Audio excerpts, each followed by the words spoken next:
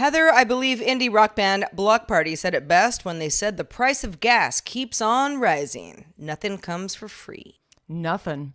It's that time of year, Sarah, when we have to endure enormous fake spiders and towering skeleton decor, as if the world isn't terrifying enough. Happy Halloween. Oh my gosh, you should see some of the neighbors' yards around me. It's bordering on, are there actual dead people all over this yard, or is this just good, clean Halloween fun? The other day, my Uber driver said to me as I got out of the car, "You have a beautiful spirit." That's good to know because I'm actually screaming inside. Sam, always have such a good day.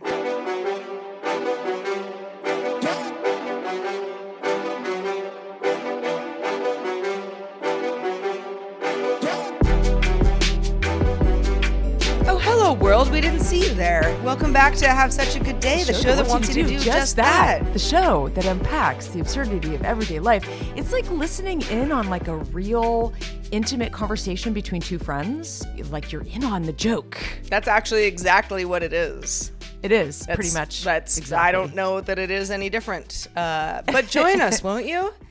Yes, please do. We mostly just want to have an hour or so, give or take, of fun with y'all. We shoot for an hour, give or take a min. Yeah, and never forget, we want you to always know that we are all in this together. This crazy struggle bus ride in this life, this beautiful and sad life that we are living together. But we are always Heather. together that good, on the bus. Huh? Yeah. Well, oh yeah, there's some subtext there, huh? I mean, I would chuckle, but I mean, what I'm right there with you in the trenches. Yeah.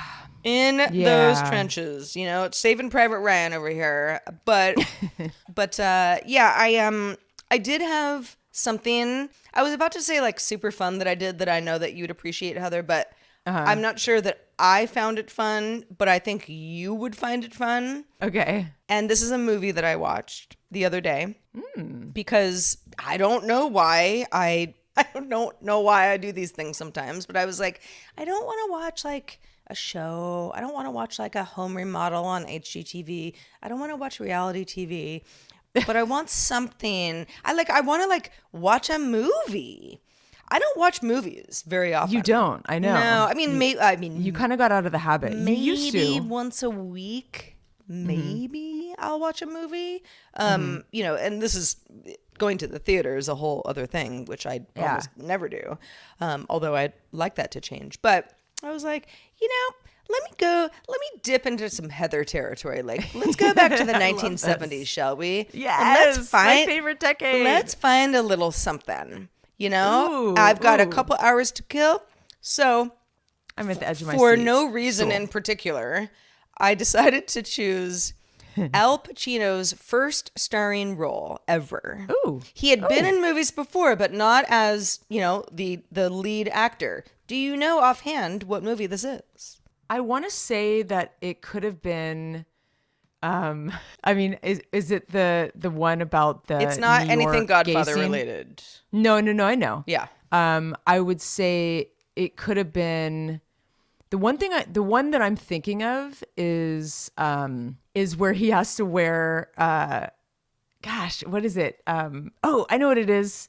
What? Is it no, it's not Serpico. It's not. No. Is it is it Panic at Needle Park? Yes, it is. Yeah. Oh my gosh. I gosh. actually just saw that recently. You did? Yeah. Well, so I did. I saw it like a couple months ago. Okay. That was an Elijah pick. So I love that you got this. And by the way, we did not Heather did not know this answer ahead of time, everybody. So, kudos to Heather on this one. Because this was like a strange movie for me to watch. I like old movies, especially from this era. I never even heard of this movie before. And me neither until Elijah brought it up to me. Yeah, so the Panic in Needle Park, a very short synopsis, no spoilers, of course, is that it's about heroin users. So do not watch this if you want a fun family event. That's not what this movie is. It's actually kind of a downer in a big, big way, unless you're really into junkies. But Al Pacino is so young. I kept doing is looking at him oh my gosh, he's so young. God, he looks like a teenager. I mean, he essentially he was. And there's some other actors that I kind of know from over the years, but it's sort of an ensemble cast that I'm not that familiar with besides him. And Needle Park referred to this area of the Upper West Side, at least at the time, in the early 1970s New York City, where, there was a lot of drug use going on. And you can probably, let your imagination wander as to what happens. Lots of things happen, and people aren't very nice to each other. It's a good movie, though. I mean, it is. And Joan Didion, I think, was one of the writers. Indeed, she was. Yeah. It's who's a good Dominic movie. Dunn's sister, I believe. Yeah, I know. I'm full of them Well, today. what made you stumble upon that random? I don't really know, but once I started it, I was like, like Al Pacino, like from 1971, like how bad could this be? Like, let's find out what the Panic in Needle Park was all about. And I was like, oh, it turns out really bad.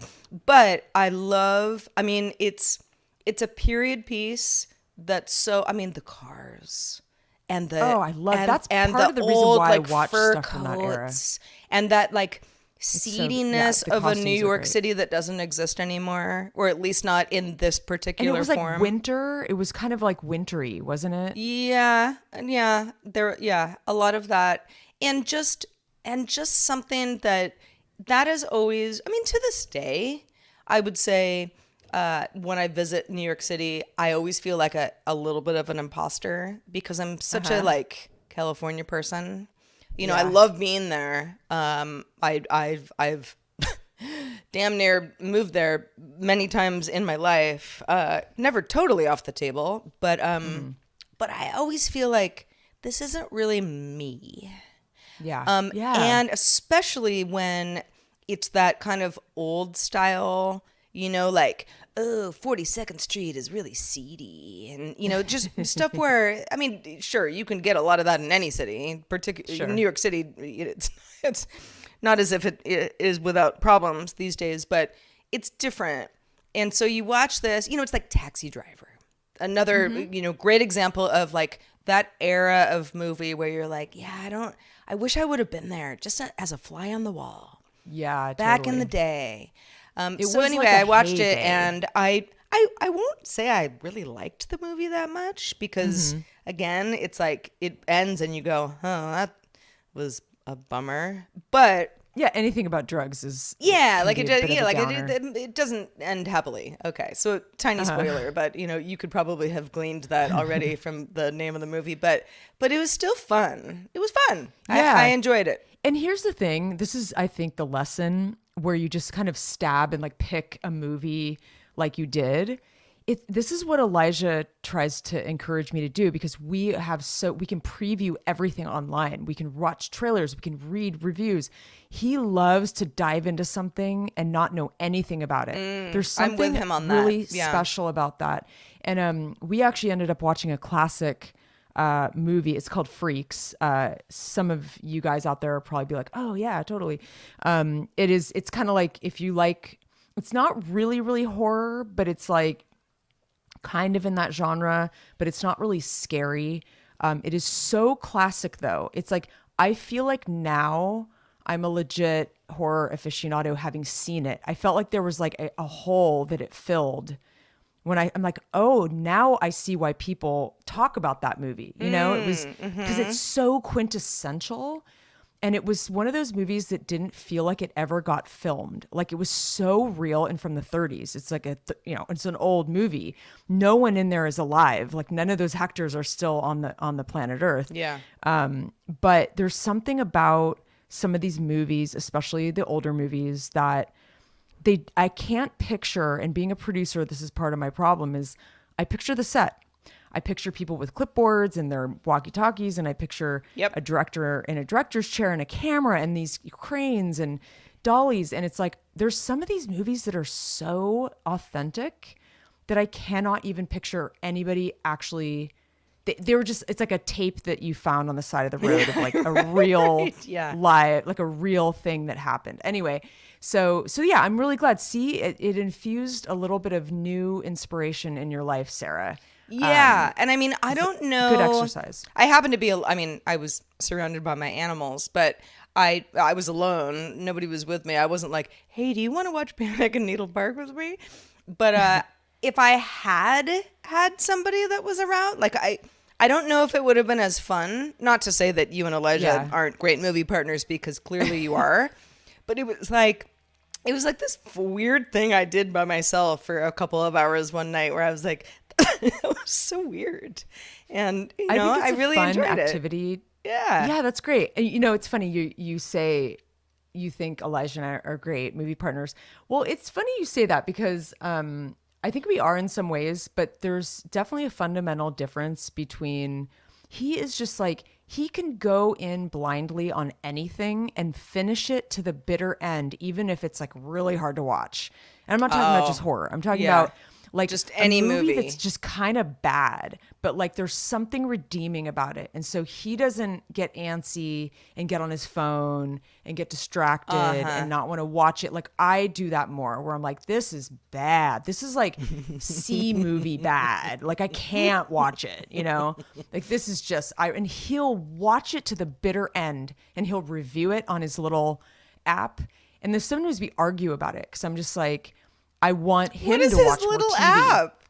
I Oh, want to. he I uses, want to read his reviews. Oh, you should. You should. I don't think he writes reviews for everything, but he does review everything he watches. Oh, that's It's so called. cute.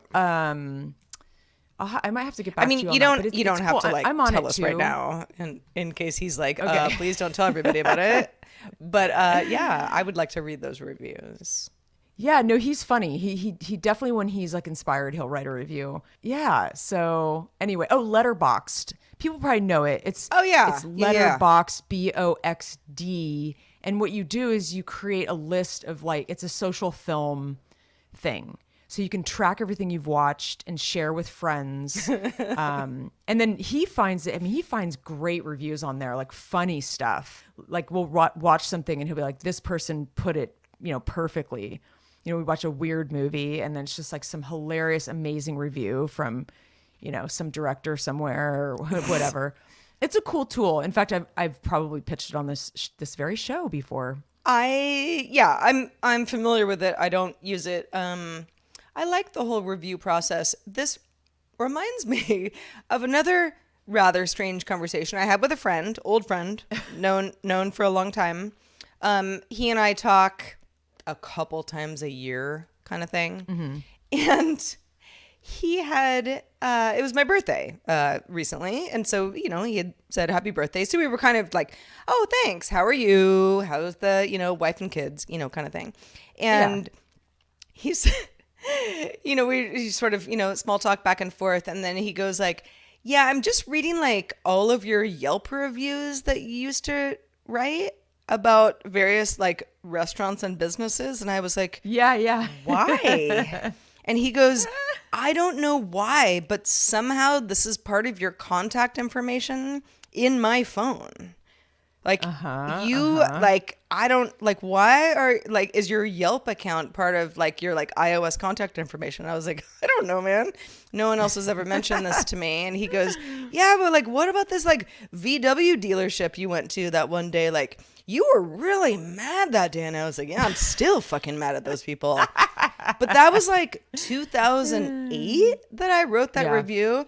And so I went back and like looked at some of them where I was like, I stand by all these reviews. I wasn't an idiot. I knew what I was doing, but like at the They same date time, you though a little bit. I am just not that person anymore.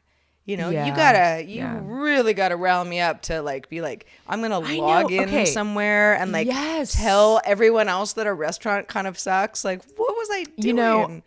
It's funny how is it like, is it the end of the realm of reviews? Like, is this like the end of an era or something? Because I get a lot of these, and I used to do them too. And I'm amused by reading the old ones, but I can't be bothered now. And I feel kind of bad, but it's like every once in a while, maybe I'll do a little one-liner for something that I really loved or that really had a distinct flaw and I want to let everybody else know. But I just don't have time. I feel like, you get those bounce backs. Like Amazon just pinged me about reviewing something I just bought that I haven't even received yet. And I'd turn off all that stuff. But I'm just like, like delete. Like I can't even be bothered by it. I don't know what it is. Maybe it's I don't know, something's in retrograde out there, I think. But do you ever have like certain times of the month where it's like technology and like the woes of like your devices and like autocorrect and just the like subtle annoyances of like your tech that is normally very helpful on a day-to-day basis, but it's like really I had to turn off all my notifications yesterday. I went into my settings and some things slipped through. I didn't realize I had, like, I think it defaults to be on. And I was like, oh, hell no, off, and I only kept some of the critical ones on. And I think that'll help. But I think I was going through a little period this last like few weeks where I had way too many subscriptions, way too many notifications. And I feel like I was like losing it because I just like everything was just going off all the time, you know? And I keep my phone on vibrate. I never have the audio on my phone. It's always on vibrate. Oh, me either, unless I'm like specifically watching a video. Yes, exactly. Otherwise, yeah, like that phone might vibrate or, maybe it lights up, but no. Yeah. You're not talking anyway, to me, I mean, maybe a conversation for another time, but I really have realized that, I mean, maybe ever since my horrible return from my week in LA has put me on edge because of how, I don't know, how just sort of. Should we talk about this, Heather? Should we talk? I know it's been. Should It's we been talk a week about now. the Yes, we should. the saga that our poor Heather finally, survived, but just barely.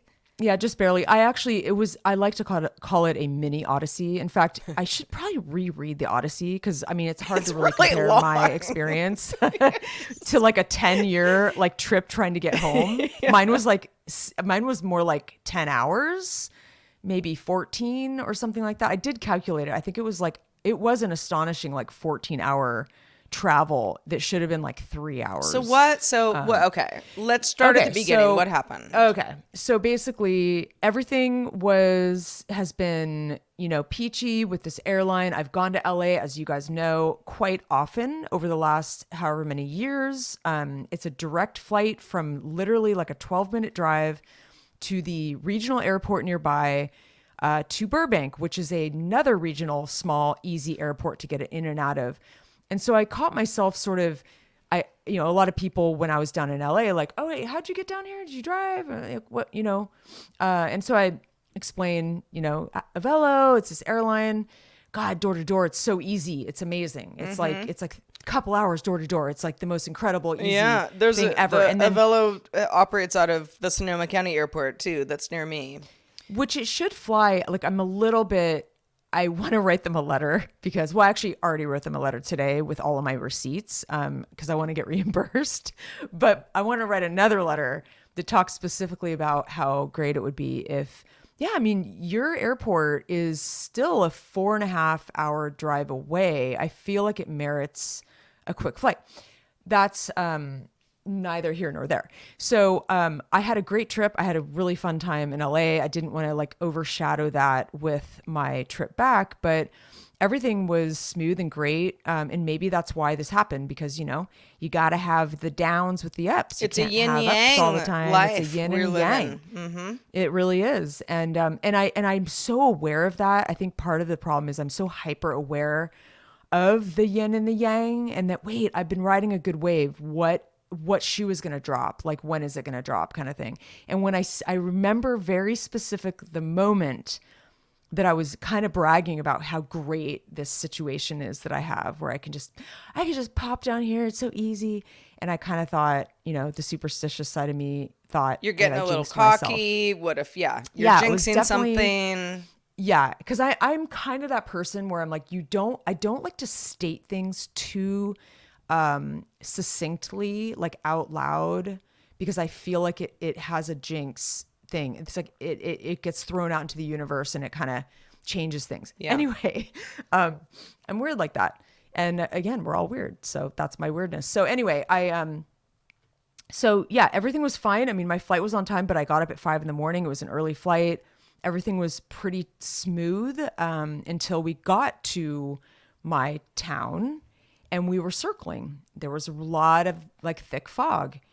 And I was like, it's that feeling when you're in the air and you have no idea where this is going to go, how long it's going to take, when you're going to get home. And my boyfriend was actually on the ground below me in my car waiting to pick me up. And we were going to go to breakfast. And I was going to have the whole day ahead of me to catch up on work because frankly, I got kind of behind being in LA this time. I felt slightly guilty on this trip because I left a lot of like actual on the ground type of work that I can't just do on my laptop. And so I was starting to feel a little anxious to get home. A few days I remember before you my even flight. saying that. Like Yeah. it's been really fun, but I'm ready to go home.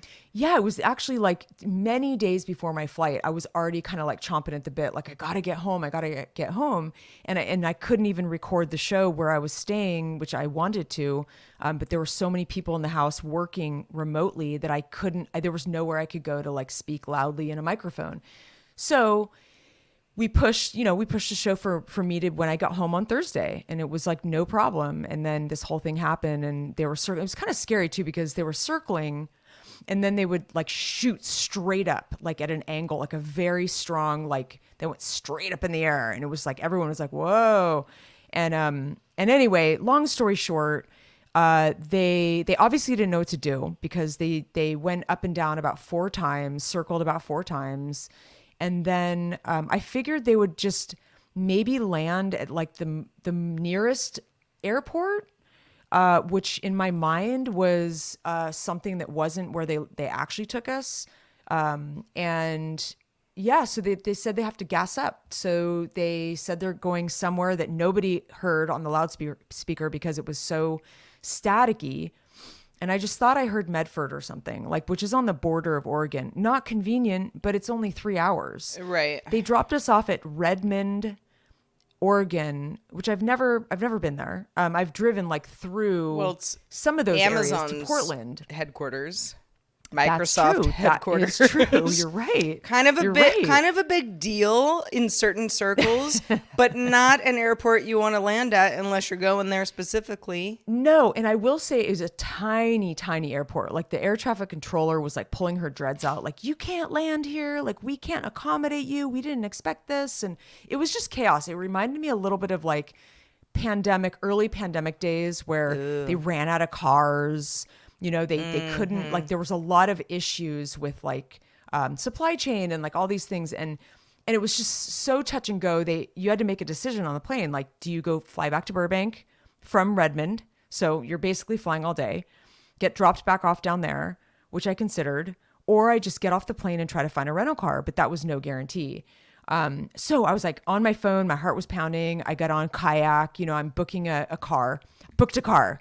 I was like, yes, I booked a car. I think that makes the most sense because I'll get home today, even though it was a 7-hour drive. It's just like harrowing, but I thought it was the best thing because if not, who knows when I could have gotten home. Maybe in retrospect, it wasn't a great idea to rent the car because it was a harrowing drive. It was, I barely got the car. They actually said that even if you have something booked, it's no guarantee. That's what they said to me at the counter. And they said, sorry, we're out of cars.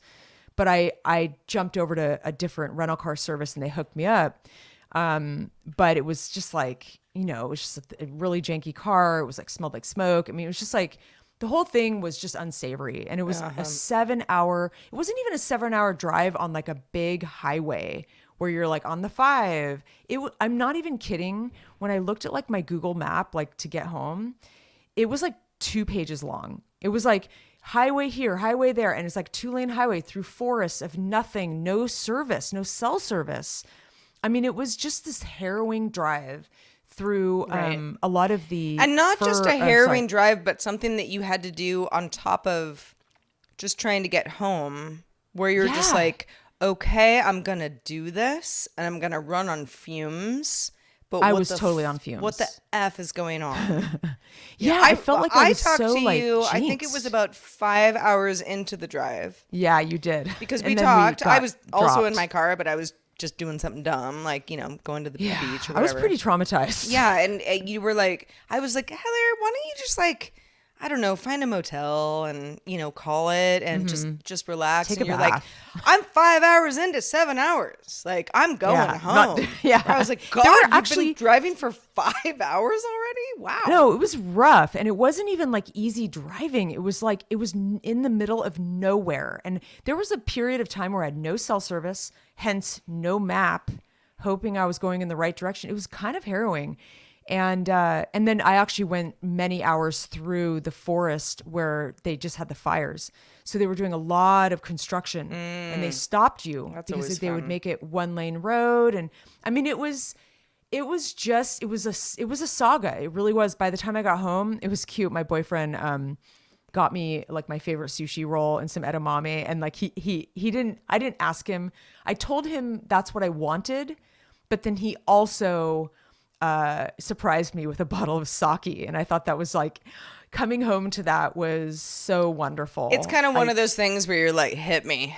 Yeah. Oh yeah. All right. I was just like, I made it. I was like, roll out the red carpet. I'm coming in hot. Like I'm coming in hot. Have everything laid out for me. I'm going to jump in the shower and then I'm going to drink that sake. Anyway, I'm alive and I know there's way worse things happening in the world, but it was so But I'm beyond glad you're- inconvenient. Yeah. But I mean, some those of are those days where you're just sort of like, why me? But yeah, exactly. You got to I do know. it. You got to do it. You got to do it and you got to try to find the zen. And I think that's what I learned from it was like this particular situation. Cause obviously, I mean, we have bumps in the road all the time, right? That's part of the deal. And I can be zen, but not when I'm trapped. Like I notice that I'm really bad when I'm really trapped like that, where I'm like trapped on the plane, can't land, trapped in a car, like can't have there's no other avenue of escape for me. I have to like suck it up and be trapped. Anyway, but a couple of good things I came home to, just to like, I don't know, talk about some good things. There's, this is the time of year, that, obviously we have, lots of Halloween decor, which I actually enjoy. I mean, despite the real stuff happening in the world, I can tell people are really leaning into the fun of it. And there's just so many, especially in LA, this neighborhood I stayed in, it was actually really adorable. I've never seen people getting this into it, but it was actually like fun and clever and cheeky, the way they set them up in their front yard. And, the nesting ladybugs are back. So I came home and my office is full of, all the corners have those little ladybugs and it's so cute. They set up a colony for the colder months ahead, cause it's just the time of the year and this is just what they do. It's a thing. And, I was really happy to come home to them and, I felt like they gave me a warm welcome and, yeah. And then, the other thing is that there's a lot of those adorable fuzzy caterpillars everywhere. The ones that are trying to cross the road and they're probably going to turn into butterflies. They're super adorable, super fuzzy. And I've helped several across the road over the last couple days because I don't want them to get smashed. I'm a caterpillar fan, but I do not like a centipede. No. Centipedes are, they're sort of the same in Hell structure, but they're weird and mean. I don't like them. Oh, they have too many legs, too creepy crawly. Well, No, there's no fuzz, and they just thank you. no. And then there's a thank you. millipede too. God, like, why? Oh, what's going on? Those with actually all y'all? sting. Those actually I think can poison you. Well, I think those are centipedes real can bad too. Depending, I don't know. Yeah, I think so too. I don't really know. Heather, while you were telling the story, and first of all, I know that it's easy to laugh about something about like this, like your story. After the fact, you're home, you're safe, you got a warm bed, a hot sake, you're doing okay. But Yeah. it was tough at the time. This Yes. reminds me, and I'm not sure. I think your journey was probably worse, but this reminds me of a traumatizing issue I had in Florida, of all places, some years ago, where at the time, I was single. I had some single friends, and we loved going to Miami. I remember this. Let's go to the Shore Club and whoop it up. Yes. And I mean, we could still do that, but we're all tired now. But at the time, like I was just like, I love Miami. It's just like it's like a playpen for adults. It is. But so I was going to Miami to meet two friends who were already there. They had like done some like, I don't know, like they were like in Key West earlier in the week. I don't know, whatever. They beat me to it. So I was joining them, but I was traveling alone.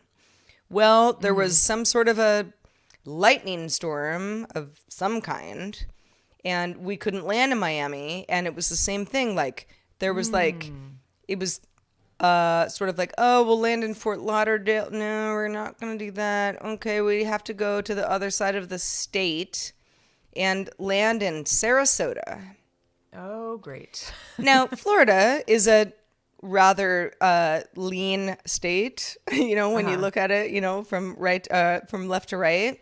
So it was like, okay, I'm not that far from where I have to be, but like, even if they would have given me a hotel room for the night, I was like, no, I need to meet my friends like for dinner in Miami. You have an agenda. Yeah, like come on now. And of course, because Sarasota is, well, I haven't actually been to Sarasota. I've only been to the airport, but the airport is quite small. And it was like really late at night at this point. Were you by yourself? Yeah. And there were, a bunch of us just kind of being like, that like fight or flight feeling where like, I need to make some friends right now because we ought to get the fuck out of here. Mm-hmm.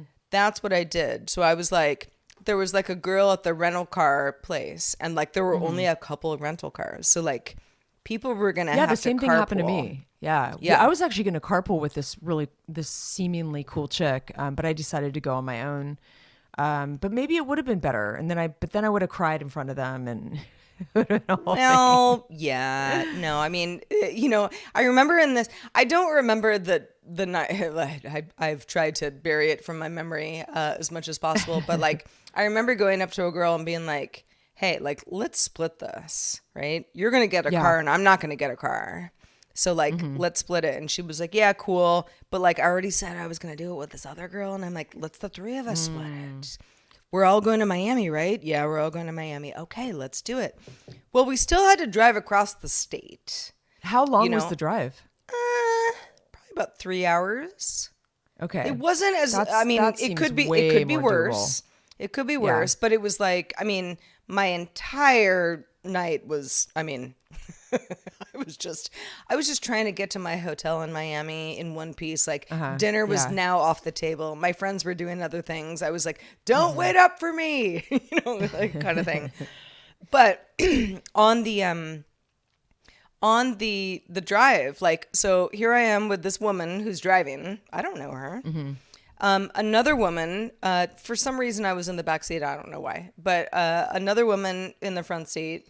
And we were all just kind of like trying to make the best of it, like making small talk. Where are y'all from? Yeah, you kind of have to. Yeah. And like one of the women who was sitting in the front she lived in Alaska, military, going to see her husband who for some reason was, in Miami, like not stationed there, but like she was going to see him for the first time in like a year. So we were like, oh my gosh, this is like so like kismet. Like, oh, wow, this is really great.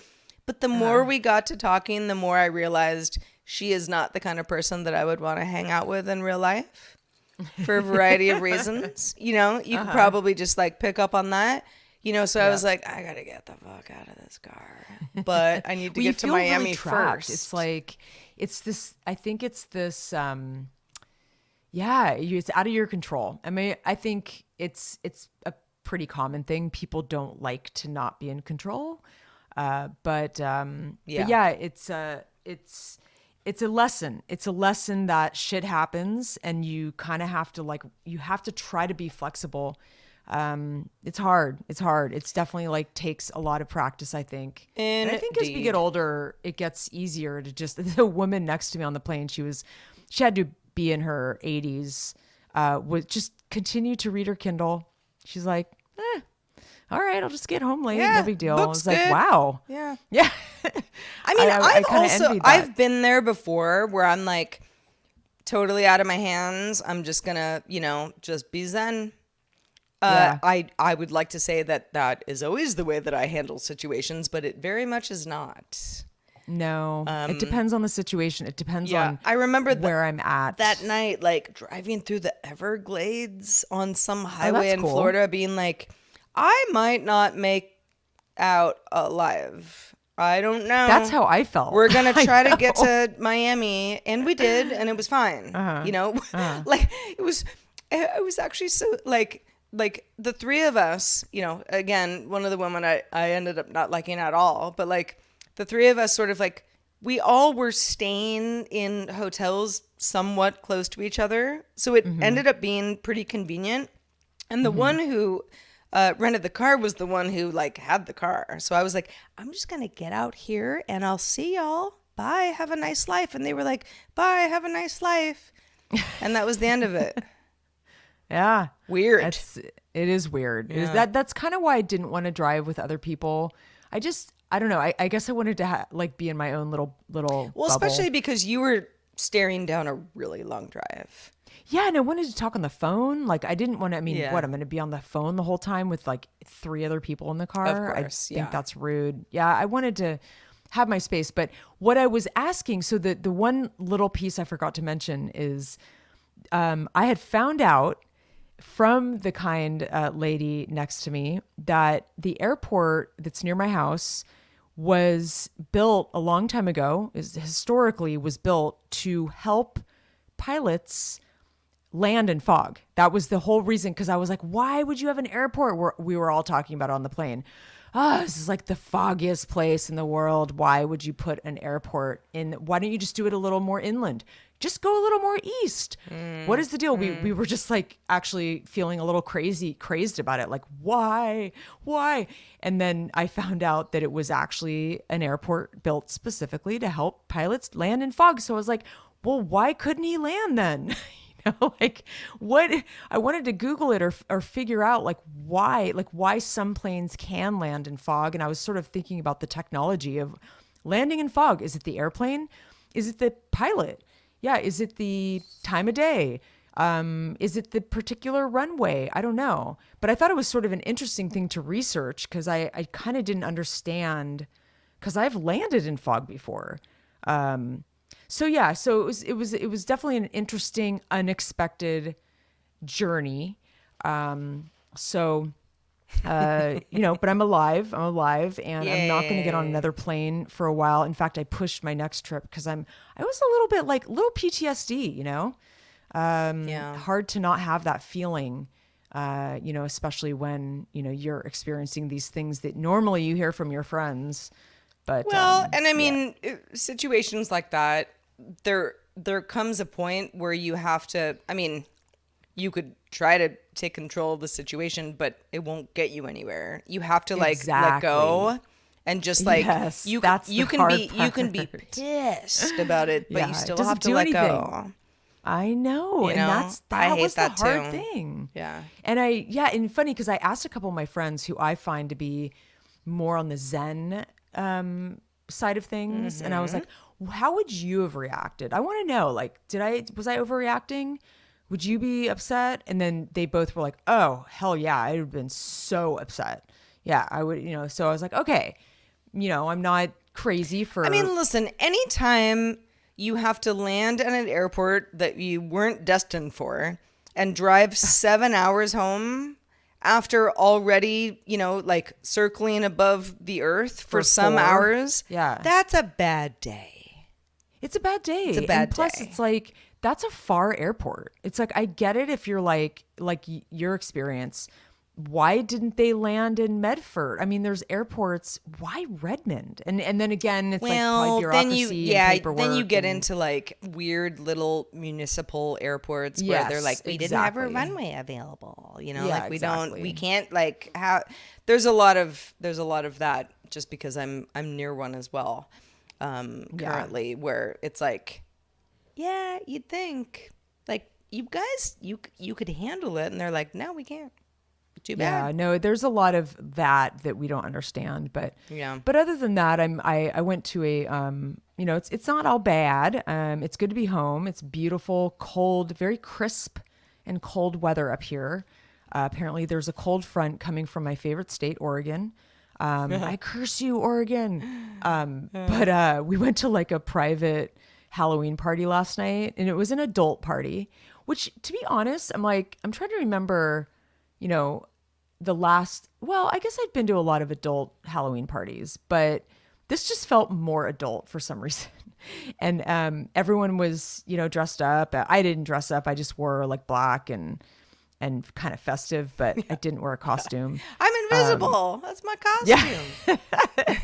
But it was really fun. It was a very, very like creative event. They made like, you had to pick like you know, like a tarot card, and then they would make you a cocktail according to your card that you picked. Oh, fun.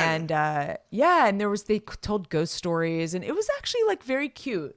I was really hesitant to go because the weather's been so nice here, and the sunsets have been just unbelievable at the house. And I didn't want to miss the sunset. I was like, I don't want to go, but I'm glad we went because it was a fun little thing to not miss.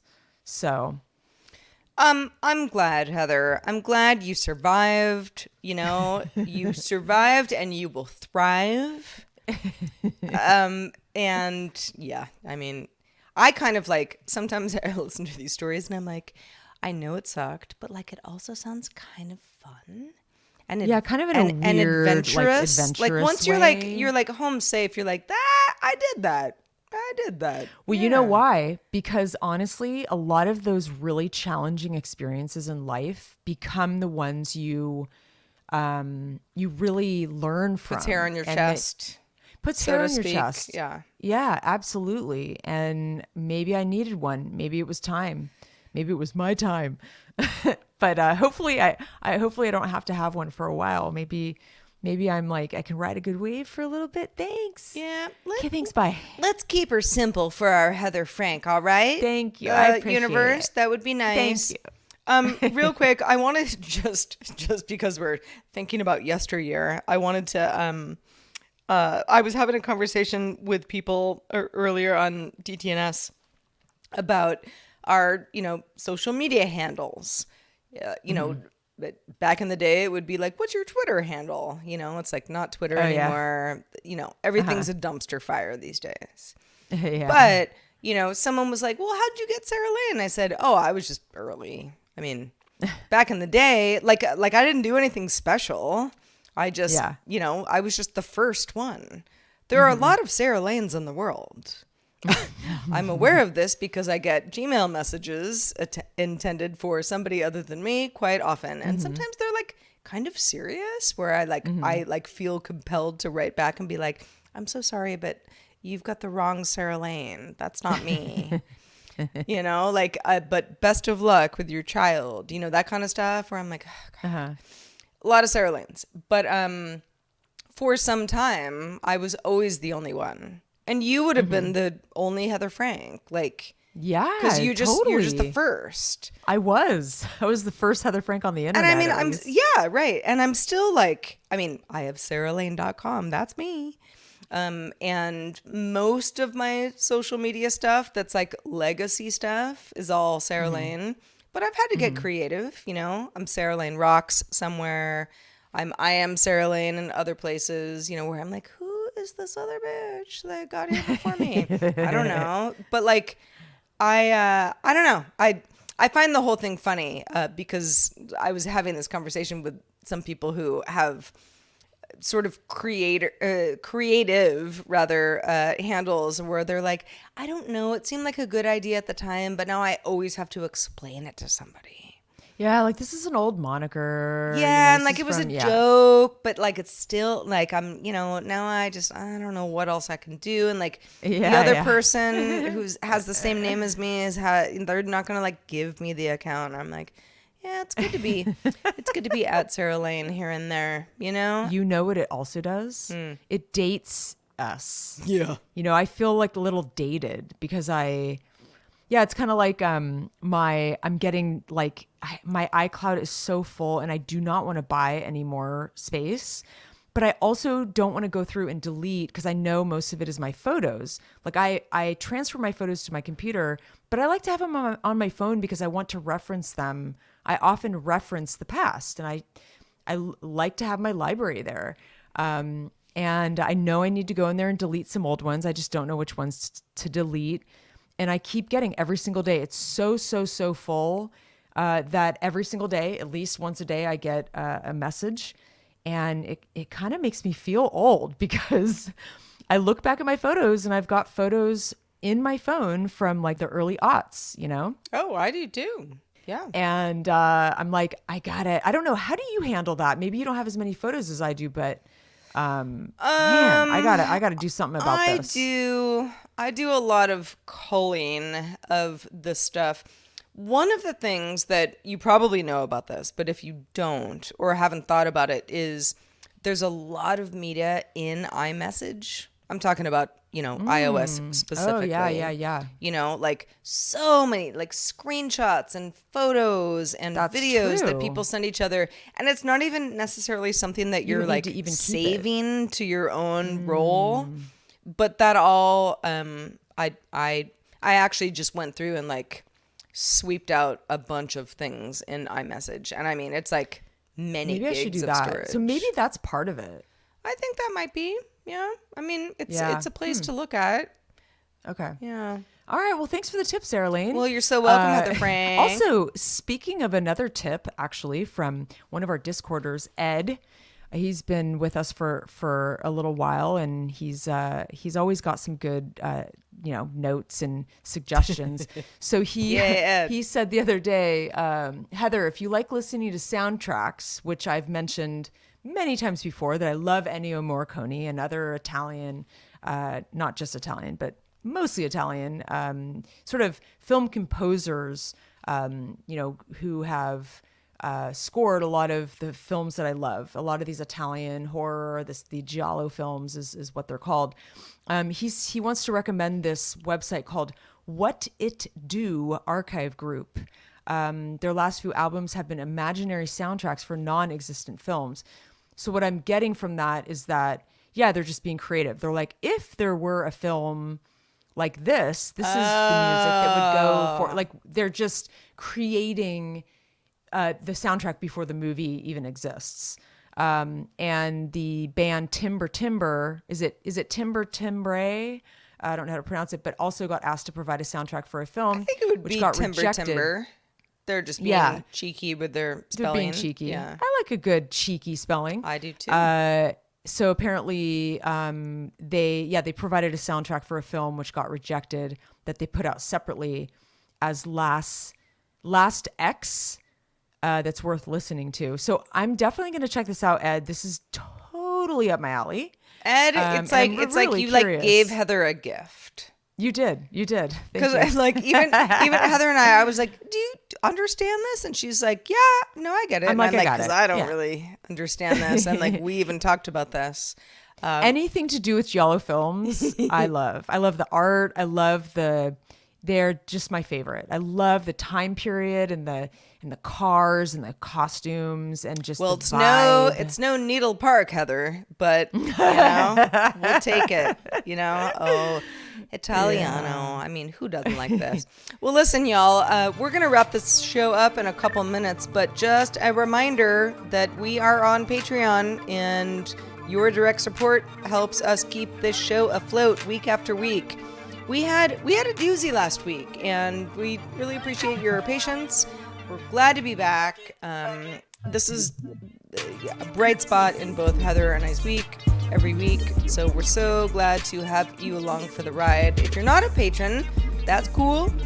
We would love for you to become a patron. You can find out more at patreon.com/havesuchagoodday. And speaking of patrons, wanted to give a big ol' shout out to Daniel, our new patron. Woo, woo, woo, woo. Daniel. Yes, Daniel. Welcome to the fold. You get a big old star, and you can watch Panic in Needle Park. Yes. Or not. Or not. In fact, maybe I shouldn't suggest such a thing. Yeah, maybe you shouldn't be pimping it out too much. Yeah, it's all good.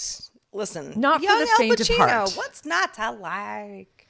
Hey man, I could recommend some other pretty racy Al Pacino movies, but I won't. I won't do it today. Well, perhaps if you guys want to ask me, if the community is clamoring for it, maybe we'll do like an Al Pacino themed episode at some point. I love it. I would email not us. be opposed to that because he's one of my faves. He's one of my favorites too. In fact, God, my sister, that is like, she That's her is an Al crush? Pacino. That is her crush. Y'all have to email us, about Al Pacino or other fun things, or tell us why you're weird. Because we want you all to stay weird and to stay sexy. Yes. And Weird, until then, weird, sexy, and hope you have a wonderful. and Zen, actually. Hope you have a wonderful Stay zen. Halloween because we're gonna have Halloween before we're back together next time. Right, we are. So I I'm gonna don't be even know what like I'm gonna do. picking candy out of my teeth in the next episode because Sexy. I don't even Talk like about candy, sexy. but Halloween is where I go nuts. On the I kinda like Butterfingers. I like the little mini guys, like the little, yeah, it's going to be a good time. Spread the good word about Have Such a Good Day. Tell the people, the trick-or-treaters, tell them all about Have Such a Good Day. That's right. That wouldn't be weird. Yes, that is a great assignment for everybody. Like, please have fun this Halloween. Stay safe. Hopefully no one actually dies on your front stoop, and that's just like a fun dummy that you put there. I don't know. My neighbors are so weird, but yes, if you can convert anybody to Have Such a Good Day, listener, then I don't know. Help us spread the Candy's word. in your future. We need help. Yeah. But we will see you very soon next week. In fact, it's going to be here before we know it because what is time? But in the meantime, I will remain Heather forever. And please, peace and love. Yeah, I'll be Sarah forever as well. And have such a good day, yo. As my voice breaks, I guess I'm entering puberty. Bye.